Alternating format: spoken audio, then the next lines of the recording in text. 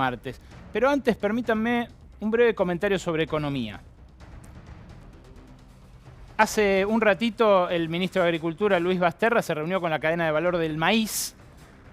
Decidió dar marcha atrás con el cierre de las exportaciones para enero y febrero, dar de baja también el cupo máximo de 30.000 toneladas que había dispuesto ayer para justamente contener los precios, y a cambio, las entidades de la mesa de enlace levantan la tercera jornada del lockout agropecuario que empezó a primera hora del lunes. Esta es una disputa política. Es una disputa con tintes ideológicos, pero eminentemente política. Y se vio durante toda la pulseada, desde la semana pasada. Voy a tratar de acercarles algunos datitos que me parece se están soslayando en esta discusión y que son datos de la economía. Datos que permiten entender por qué se da esta pulseada política, pero que también quizás sugieren caminos alternativos. El primer dato es uno que la verdad que no le escuché a muy pocas personas desde que empezó esta discusión. ¿Cuánto creen que se exporta ustedes de la cosecha de maíz? De la cosecha anual de maíz. Esta campaña fue récord en muchos años y de hecho por primera vez en 20 años se produjo más maíz que soja en la Argentina. Me refiero a la campaña que se terminó de levantar en septiembre-octubre. Ahora, ¿cuánto de eso se consume localmente y cuánto se envía al exterior? Porque el conflicto este surgió porque el gobierno dijo no exportemos más durante enero y febrero para que no siga subiendo la carne de cerdo, la carne de vaca y la carne de pollo, que son los que consumen acá básicamente el maíz como alimento balanceado. Esto que tengo acá, ustedes lo conocen, no se asusten, no volvió la mazorca, no pasa nada. Es un choclo. Este choclo podría representar tranquilamente toda la campaña, esos 50 millones de toneladas que se produjeron en la Argentina de maíz en esta última cosecha. ¿Cuánto decís de este choclo que se exportó y cuánto que se consumió?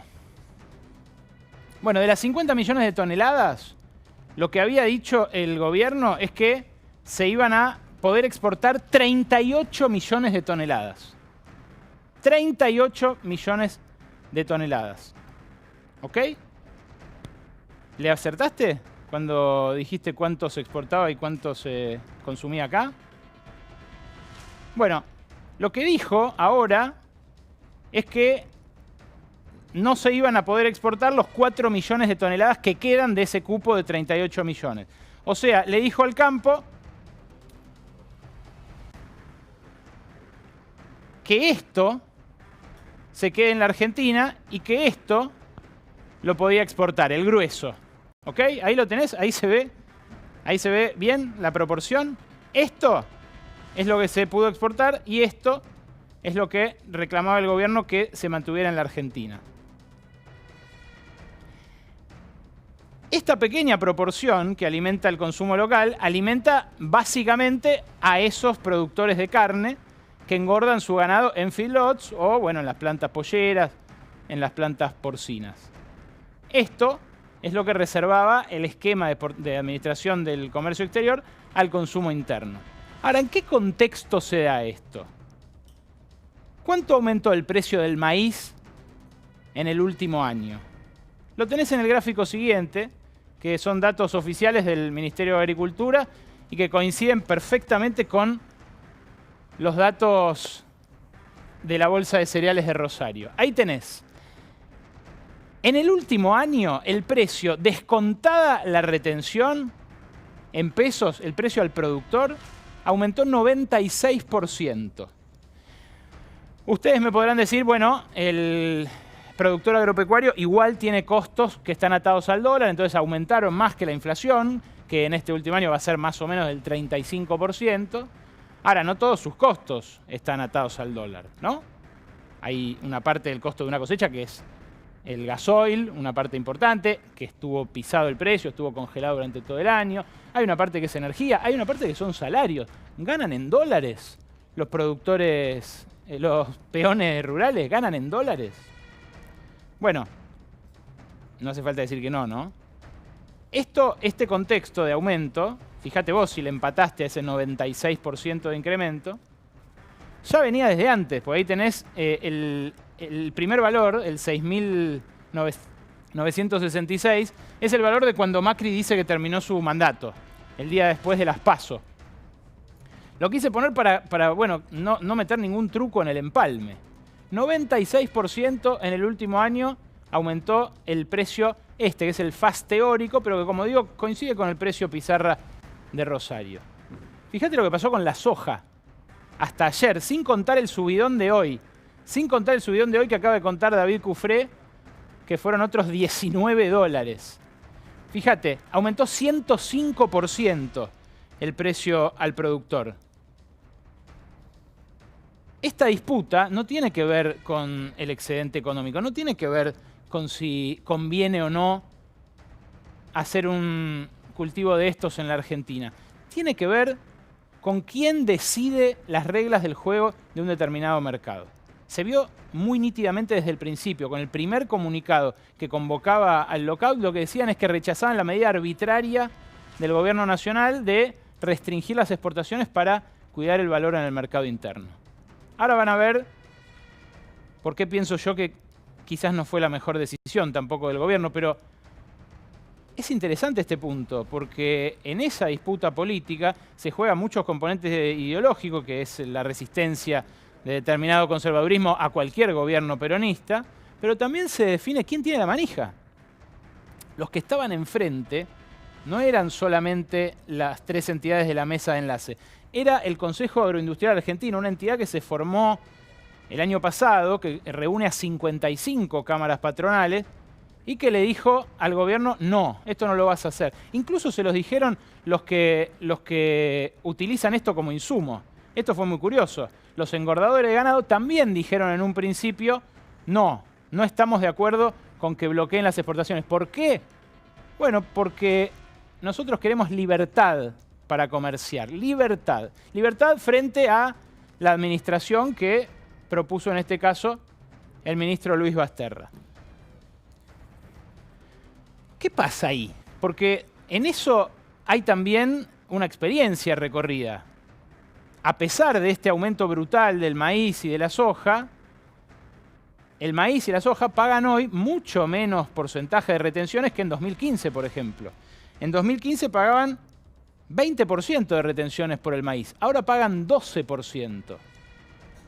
Y claro, ustedes me dirán, eso es porque bajaron las retenciones y por eso es que hay hoy una cosecha importante de maíz. Y es posible que eso sea así. Por eso hay que fijar incentivos de manera muy específica y muy detallada para que los dueños de los campos, que siguen siendo privados, siguen siendo los dueños de los campos los que deciden qué se cultiva en cada lugar, tomen una u otra decisión. Y esto es un trabajo de orfebre, no de barra brava, no es cuestión de andar gritando. Pero hay que tener en claro que en el medio y enfrente hay sectores que no quieren dejar ni las migajas. Ni las migajas para el mercado interno, ni las migajas para los que viven de un sueldo.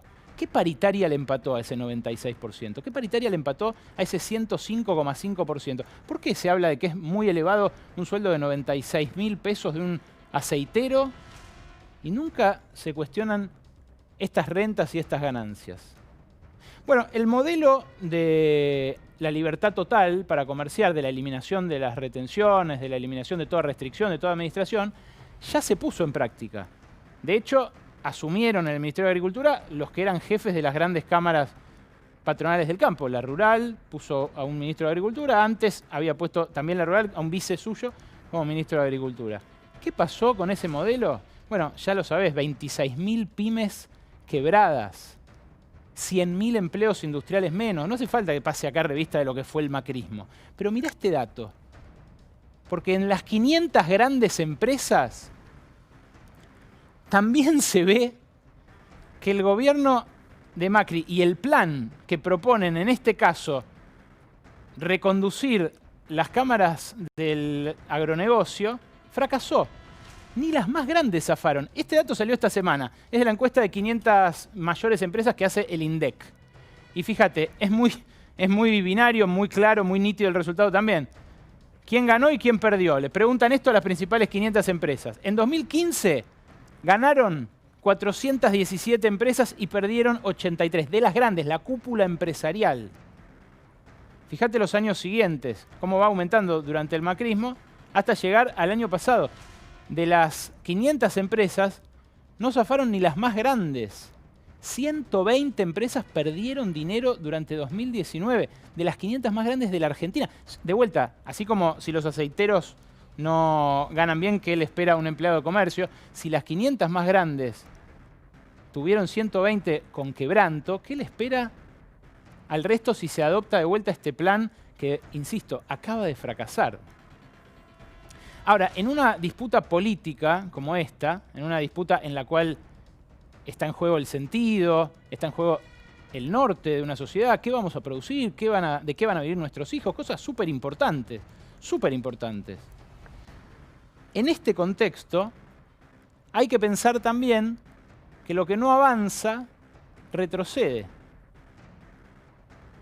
¿Sirvió bloquear las exportaciones o amagar con bloquear las exportaciones durante 10 días para después terminar retrocediendo como termina retrocediendo hace un rato el gobierno? Políticamente, digo, hago el análisis político en un contexto en el cual empieza a ser todo político, porque es un año electoral. ¿No era mejor por ahí subir la alícuota de retenciones y sentarse a negociar desde ahí? ¿Qué quiso hacer el gobierno cuando bloqueó la exportación y dijo, ahora sí, los voy a sentar a negociar? Y cuando se sentaron a negociar, resulta que hasta los que se beneficiaban apoyaban a los que supuestamente se perjudicaban por una cuestión ideológica, por una afinidad política y no por lo que le dictaba su balance, su negocio, su contador. ¿Es inteligente hacer esto en el inicio de lo que puede ser otro superciclo de commodities? Porque, perdón, el oro está volando, O sea, suben el maíz, sube la soja, están en su récord en 6 años. ¿Y por qué es eso? Bueno, en parte porque el dólar se devalúa. Esto es textual lo que pasó en la época de Néstor Kirchner. Y en la época de Néstor Kirchner lo que se hizo fue subir las retenciones. Había subido el dólar parecido a lo que subió ahora. Estaban subiendo las commodities parecido a lo que subieron ahora. Pero la decisión fue otra.